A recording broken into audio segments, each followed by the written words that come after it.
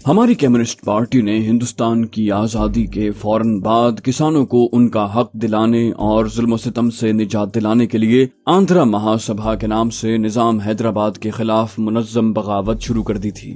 پہلے نظام کی رضاکاروں کی فوج پر حملے کیے گئے، پھر زمینداروں اور جاگیرداروں کے خلاف مسلح کارروائیاں کی گئیں اور مزاحمت پر بے دردی سے قتل عام کیا گیا۔ فتح کیے جانے والے ہر گاؤں میں اپنا عہدیدار تعینات کر کے کسانوں میں زمینیں تقسیم کرنے کا سلسلہ شروع کر دیا گیا۔ میں نے راجو کو مزید سچ اگلنے پر آمادہ کرنے کے لیے بڑھاوا دیا۔ کہاں ہزاروں ایکڑ زرعی اراضی پر قابض جاگیرداروں سے زمینیں چھین کر صدیوں سے بھوک سے تڑپتے کسانوں میں بانٹنا تو بہت اچھی بات ہے، اسے ہی تو انقلاب کہتے ہیں، لیکن اس بات کا پردیپ سین سے کیا تعلق ہے؟ راجو نے قدرے جھجکتے ہوئے کہا، بظاہر تو یہ بغاوت کسانوں کو حقوق دلانے کے لیے تھی، لیکن رفتہ رفتہ آندھرا مہا سبھا کی کارروائیوں کا رخ مسلمان زمینداروں کی طرف مڑ گیا اور باقاعدہ منصوبہ بندی کے تحت علاقے کے زراعت پیشہ مسلمانوں کو نشانہ بنایا گیا۔ اب ان سرگرمیوں میں چھوٹے اور بڑے زمیندار کا فرق ختم ہو گیا تھا، ساتھ ہی قتل و غارت ایسی ہر کارروائی کا لازمی حصہ بن گیا۔ میں نے گہرا سانس لے کر اپنے دل کی گہرائیوں میں بیدار ہوتے نفرت کے جذبات کو قابو میں کرتے ہوئے کہا، گویا کارل مارکس کی تعلیمات پر نوع انسانی کی فلاح کے لیے وجود میں آنے والی کمیونسٹ پارٹی مذہبی جنون میں گرفتار اور لوٹ مار کا عادی ٹولہ بن گئی۔ اب کچھ میری سمجھ میں آ رہا ہے، لیکن خیر تم آگے بتاؤ۔ راجو نے شرمندہ سے لہجے میں کہا، پردیپ سین گوٹی میں کمیونسٹ پارٹی کا مرکزی عہدیدار اور آندھرا سبھا تحریک کا کرتا دھرتا تھا۔ اس نے اپنے مسلح اور تربیت یافتہ کارندوں کی مدد سے گوٹی اور گرد و نواح کے بہت سے مسلمان کاشتکاروں پر باری باری جلغار کی، کچھ کو قتل و غارت کر کے اور کچھ کو ڈرا دھمکا کر ان کی زمینوں سے بے دخل کر دیا اور قبضے میں آنے والی ساری زرعی اراضی اپنے ساتھیوں میں بانٹ دی۔ اتنا کہہ کر راجو چند لمحوں کے لیے خاموش ہو گیا، پھر بولا، پردیپ سین کوئی سادھو یا سنت نہیں تھا۔ دراصل اس کی نظریں علاقے کے سب سے بڑے مسلمان زمیندار رائے احمد علی کی جاگیر پر جمی ہوئی تھی، لیکن مسئلہ یہ تھا کہ رائے صاحب نے مسلح جانصاروں کی اچھی خاصی فوج جمع کر رکھی تھی، جبکہ ان کے 5 جوان بیٹے بھی بلا کے جنگجو تھے، لہٰذا براہ راست حملے میں آندھرا سبھا کے کارندوں کو بھی بھاری جانی نقصان پہنچنے کا خدشہ تھا۔ لیکن سینکڑوں ایکڑ پر مشتمل اتنی قیمتی زرعی اراضی اور مال اسباب ہتھے لگنے کا خیال اس کی راتوں کی نیندیں اڑائے رکھتا تھا۔ اس نے ٹھہر کر میرے چہرے کے تاثرات کا جائزہ لینا چاہا۔ ادھر میری نظریں سڑک پر جمی ہوئی تھیں۔ میں نے اسے سوال کیا، اچھا یہ بتاؤ، کیا پردیپ سین واقعی سندرا جی کا قریبی رشتہ دار ہے؟ میری بات سن کر راجو چونکا، بولا، آپ یہ سوال کیوں پوچھ رہے ہیں سپرو جی؟ میں نے کہا، یہ تو بالکل سامنے کی بات ہے راجو بھیا، سین خطہ بنگال کی مشہور ذات ہے اور سندرا جی نسل در نسل آندھرا کے رہنے والے ہیں۔ اگر وہ پردیپ سین جی کو صرف اپنا دوست یا قریب کا عزیز بتاتے تو بات سمجھ میں آتی، لیکن پھپھی زاد، میں نے جان بوجھ کر بات ادھوری چھوڑ دی۔ میری بات سن کر راجو قدرے چونکا اور پھر ستائش بھرے لہجے میں بولا، آپ بہت ہوشیار ہیں سپرو جی، معمولی سا سکم بھی آپ سے پوشیدہ نہیں رہتا۔ آپ نے بالکل درست نشاندہی کی ہے۔ سندرا جی اور پردیپ سین میں کوئی رشتہ داری نہیں ہے، البتہ دونوں بہت گہرے دوست اور اپنے اپنے علاقوں میں کمیونسٹ پارٹی کے مرکزی رہنما ہیں۔ ہر سیاسی معاملے میں آپس میں مشورہ کر کے آگے بڑھتے ہیں۔ میں نے جھٹ سے کہا، پھر تو اس مسلمان زمیندار کی جاگیر پر قبضے کی منصوبہ بندی بھی ان دونوں نے مل کر کی ہوگی اور لوٹ کی جائیداد میں سندرا جی کا بھی حصہ ہوگا۔ میری بات سن کر وہ جھجکا۔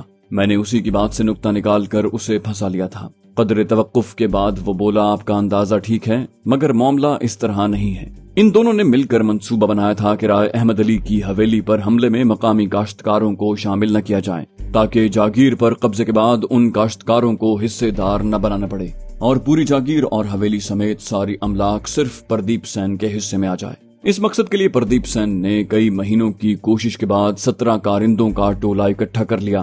11 کرائے کے لڑاکوں کا بندوبست سندرا جی نے نیلور سے کیا تھا۔ ان دونوں کو پوری کارروائی کی نگرانی کرنی تھی۔ میں نے فوراً پوچھا، کیا رام دیو اور تم اس ساری کارروائی میں شامل نہیں تھے؟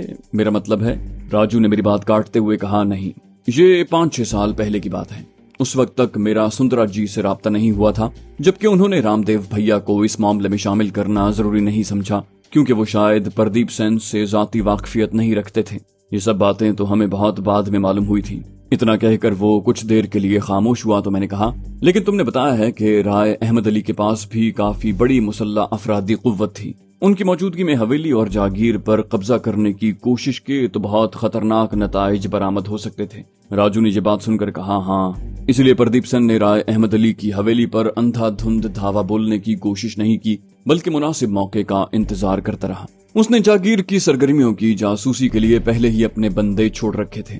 بالآخر اسے پتہ چلا کہ جاگیردار گوٹی سے شمال میں لگ بھگ 8-9 میل کے فاصلے پر واقع قصبے جون نگر میں ہر 6 ماہ کے بعد 4 دن کے لیے لگنے والی علاقے کی سب سے بڑی مویشی منڈی میں جانے کی تیاری کر رہا ہے، اور وہ لگ بھگ 40 مویشی وہاں فروخت کرنے کا ارادہ رکھتا ہے۔ اس اثنا میں ہم بنگلور سے حیدرآباد جانے والی شاہراہ پہنچ چکے تھے اور ہمارا سفر خاصا ہموار اور تیز رفتار ہو چکا تھا۔ میری دلچسپی محسوس کرتے ہوئے راجو نے خود ہی بات آگے بڑھائی۔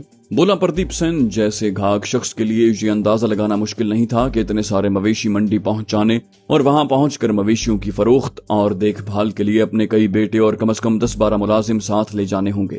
ان سب کی غیر موجودگی میں حویلی میں گنتی کے مرد افراد رہ جائیں گے۔ حویلی پر حملہ کرنے اور قبضہ کرنے کا یہ سنہری موقع تھا۔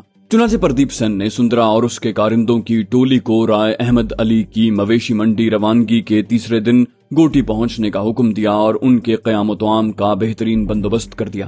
وہ شاید میرا تجسس بڑھانے کے لیے کچھ دیر کے لیے خاموش ہوا، پھر کہنے لگا، سندرا جی کو بلاوا بھیج کر پردیپ سن مزید معلومات اکٹھی کرنے میں لگ گیا۔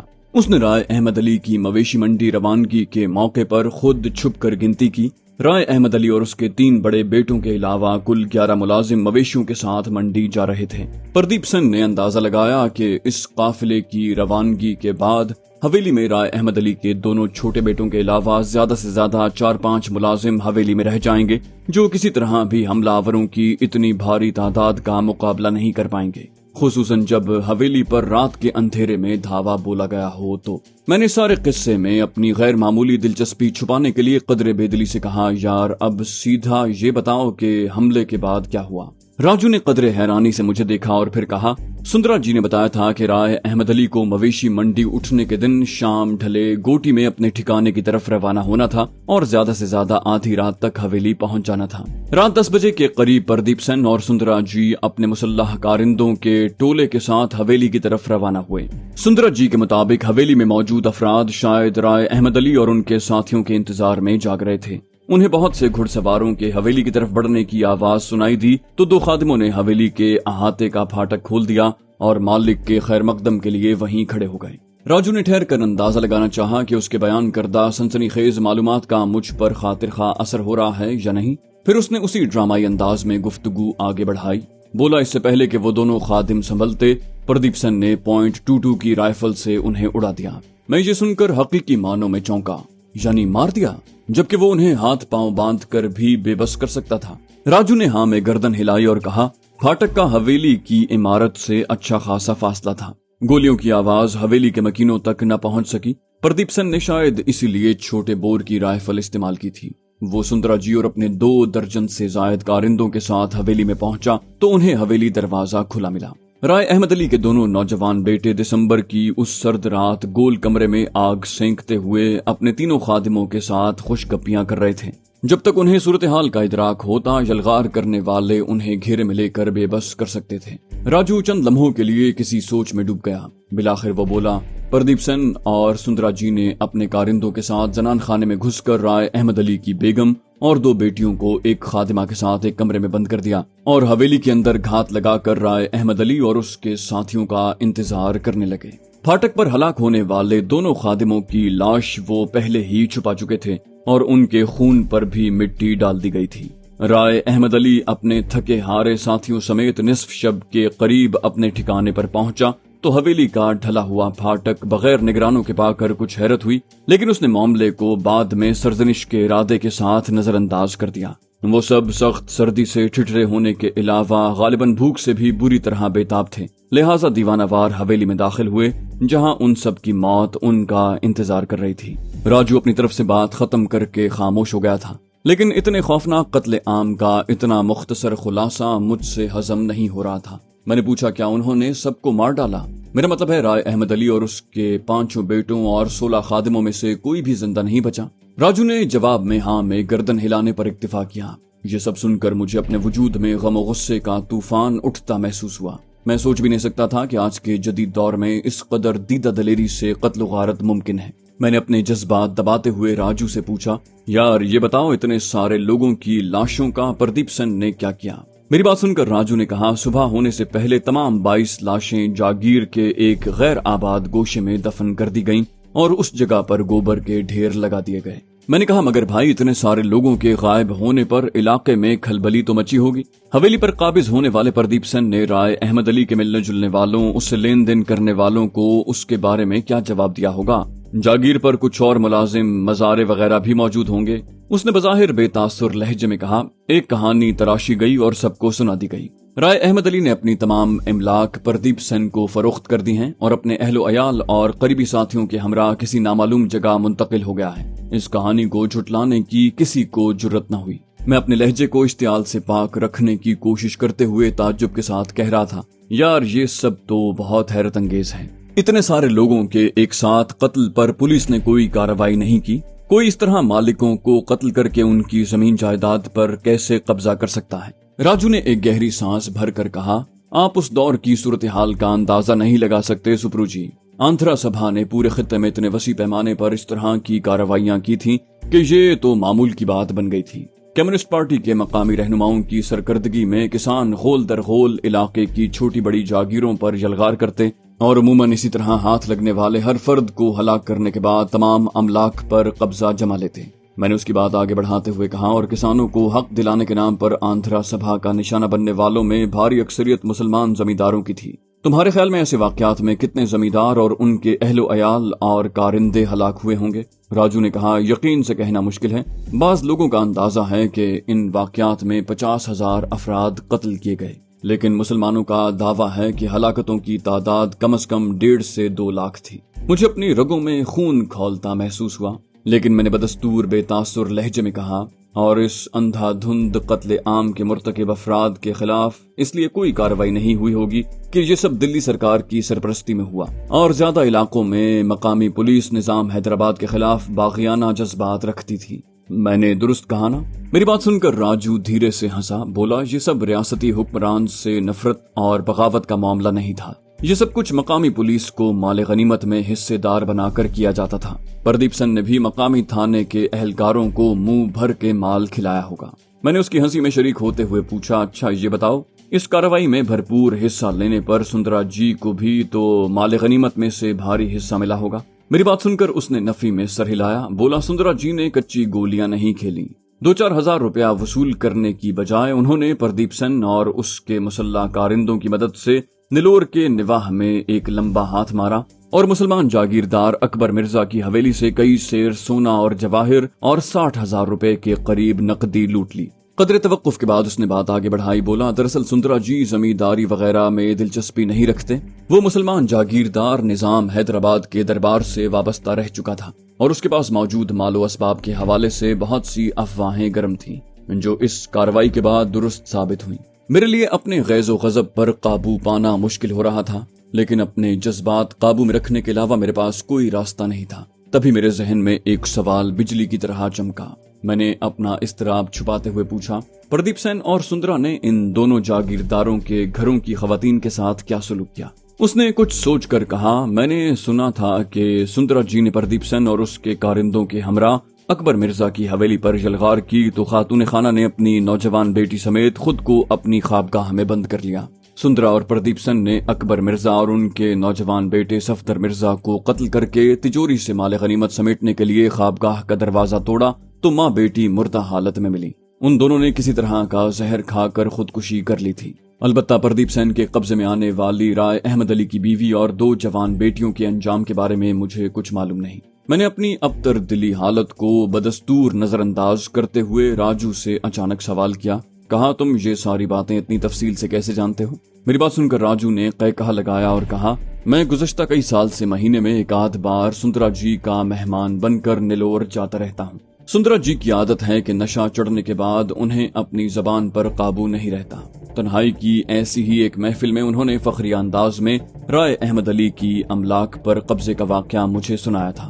یہ سب میرے لیے بہت دلچسپ تھا، لہٰذا میں نے ان سے تفصیلی معلومات اگلوا لی۔ 3 ہفتے بعد ایسی ہی ایک اور محفل جمی تو میں نے ان کے شراب کے سرور میں ڈوبنے کے بعد وہی موضوع ایک بار پھر چھیڑ دیا اور انہوں نے پوری طرح مدہوش ہونے سے پہلے مجھے لگ بھگ ساری تفصیل بتا دی۔ البتہ رائے احمد علی کے گھر کی خواتین کا انجام میرے علم میں نہ آ سکا۔ میں نے بظاہر بے پرواہی سے کہا، ان کا بھی شاید ایسا ہی حشر ہوا ہوگا۔ پھر میں نے سرسری لہجے میں پوچھا، سندرا جی کی طرح کیا پردیپ سن بھی پینے پلانے کا شوقین ہے؟ راجو نے پرجوش لہجے میں کہا، اس معاملے میں تو وہ سندرا جی سے بھی 2 ہاتھ آگے ہیں، بلکہ سندرا جی تو صرف سکاچ وسکی اور جن وغیرہ پیتے ہیں۔ پردیپ سن تو کسی بھی طرح کی شراب، حتیٰ کہ ٹھرا اور کچی شراب پینے سے بھی نہیں ہچکچاتا۔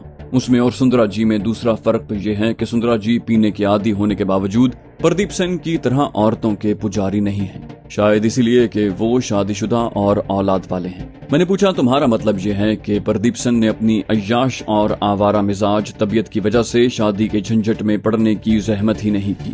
راجو نے کہا، ہاں یہ سچ ہے۔ پردیپ سن خود بھی اپنا طرز زندگی چھپانے کی کوشش نہیں کرتا۔ سندرا جی کے مطابق پردیپ سن ہمیشہ سے ایسا ہی تھا، لیکن دولت ملنے کے بعد اسے اپنی تمام حسرتیں نکالنے کا موقع ملا ہے اور اسی لیے وہ کبھی اعتدال کی حد سے باہر نکل جاتا ہے۔ میں نے اپنے ذہن سے پردیپ سن کی بد کرداری وقتی طور پر نکالتے ہوئے کہا، یار مان لیا کہ غدر جیسے اس دور میں بہت سے دوسرے لوگوں کی طرح پردیپ سن نے بھی موقع سے فائدہ اٹھا کر اتنی بڑی جائیداد پر قبضہ کر لیا تھا، لیکن حالات معمول پر آنے اور خصوصاً دلی سرکار کی طرف سے نظام حیدرآباد کا تختہ الٹنے کے بعد، اپنا راج قائم کرنے کے بعد تو ایسے قبضوں کے خلاف کارروائی ہوئی ہوگی۔ میری بات سن کر راجو ایک بار پھر ہنسا، بولا، میں نے آپ کو بتایا تو تھا سپرو بھیا، دلی سرکار کی فوج نے کمیونسٹ پارٹی اور اس کے لیے کام کرنے والے مسلح ٹولوں کے ساتھ مل کر ریاست حیدرآباد دکن پر یلغار کی تھی۔ اسی لیے ریاست حیدرآباد پر قبضے کے بعد نئی انتظامیہ کی طرف سے پردیپ سن اور سندرا جی سمیت ایسی کارروائیاں کر کے لوٹ مار کرنے والوں کے خلاف کوئی کارروائی نہیں کی گئی اور ان کے قبضے میں موجود لوٹی ہوئی املاک کو سرکاری طور پر انہی کی ملکیت قرار دے دیا گیا۔ پردیپ سن اور سندرا جی تو اس کھیل کے بہت چھوٹے کھلاڑی ہیں، اصل لمبے ہاتھ تو آندھرا سبھا کے بڑے لیڈروں نے مارے ہیں اور بعد میں حیدرآباد دکن ریاست کو توڑ کر بنائی جانے والی کئی چھوٹی ریاستوں کی اسمبلیوں میں پہنچ گئے۔ روی نارائنا ریڈی، مدھیکایالا اومکار، نندیالا شری نواسا ریڈی، مخدوم محی الدین، سلیمان اریب۔ میں نے اس کی بات کاٹتے ہوئے کہا، تمہارا مطلب ہے مسلمانوں کے قتل و غارت اور لوٹ مار کی ان کارروائیوں میں مسلمان لیڈر بھی شامل تھے؟ یہ کیسے ممکن ہے؟ راجو گویا میری سادگی پر ہنسا، بولا، کمیونسٹ پارٹی میں کوئی مولوی ٹائپ کٹر مسلمان تھوڑی شامل ہوگا، پھر دولت تو سبھی کو پیاری ہوتی ہے، اور اگر دولت کے ساتھ سیاسی مرتبہ بھی مل رہا ہو تو کس کو یاد رہتا ہے کہ وہ کسی مسلمان کے گھر میں پیدا ہوا تھا؟ میں نے بے تاثر لہجے میں کہا، اور لاکھوں بے گناہ افراد کی ہلاکتوں پر بھی کوئی قانونی کارروائی عمل میں نہیں لائی گئی۔ راجو نے ایک بار پھر ہنستے ہوئے کہا، جب یہ قتل عام کرنے والے خود حاکم بن گئے تو ایسی قانونی کارروائی کا سوال ہی پیدا نہیں ہوتا۔ رسمی چھان بین کے بعد سارا معاملہ داخل دفتر کر دیا گیا۔ اس حوالے سے سندر لال نامی ایک سرکاری عہدیدار کی تیار کردہ ایک رپورٹ کے مطابق کمیونسٹ پارٹی اور اس کے ساتھی آندھرا سبھا نے مل کر ان 2-3 سال کی مدت میں 50,000 سے زائد مسلمانوں کا قتل عام کیا، لیکن وہ رپورٹ کبھی سرکاری طور پر منظر عام پر نہیں لائی گئی۔ راجو کے پاس اس موضوع کے بارے میں بات کرنے کے لیے مزید مواد باقی نہیں بچا تھا، جبکہ میں خود بھی اس سے کچھ اور پوچھنا نہیں چاہتا تھا۔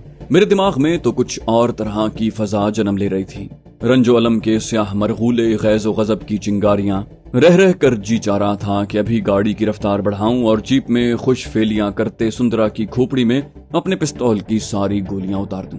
شکل اور اتوار سے بھیڑ دکھائی دینے والا یہ شخص دراصل ایک خون آشام بھیڑیا نکلے گا، یہ میں سوچ بھی نہیں سکتا تھا۔ اس نے مسلمانوں سے نفرت اور ان کی دولت لوٹنے کے لالچ میں جانے کتنے بے گناہوں کا قتل عام کیا ہوگا، لیکن اس عیاش اور بدکار درندے پردیپ سن کے مقابلے میں سندرا نامی اس خبیث کے ظلم و ستم کی کوئی حیثیت ہی نہیں ہے۔